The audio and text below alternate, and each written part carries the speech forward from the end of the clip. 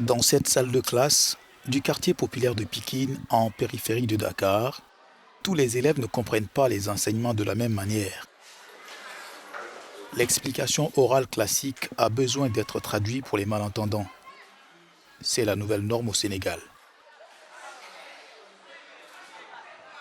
Nous sommes vraiment engagés pour pouvoir aider les enfants parce qu'on voit que tous les enfants sont au même pied d'égalité. Cause pour laquelle on a fait une classe inclusive ou bien une école inclusive.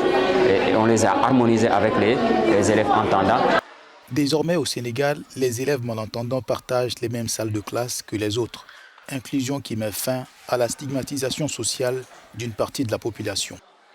Les enseignants ont été formés en pédagogie adaptée, pédagogie différenciée, aussi en langue des signes, pour pouvoir communiquer avec ces enfants. On a choisi un auxiliaire de vie scolaire, AVS. L'auxiliaire de vie scolaire aide le professeur à faire le cours. Lui, il est formé en langue des signes, alors que le professeur est formé en pédagogie différenciée. Donc là, les enfants n'auront pas de difficultés à comprendre dans la classe. Les enfants comme Mohamed se mettent volontiers à l'apprentissage de la langue des signes. Mohamed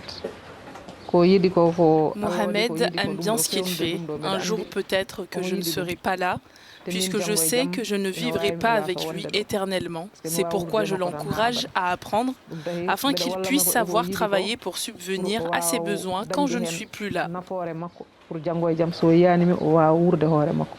Selon les Nations Unies, environ 60% des enfants handicapés au Sénégal ne vont pas à l'école.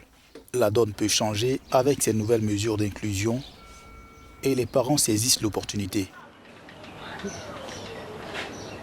Je l'accompagne à la quincaillerie pour aller chercher des boîtes.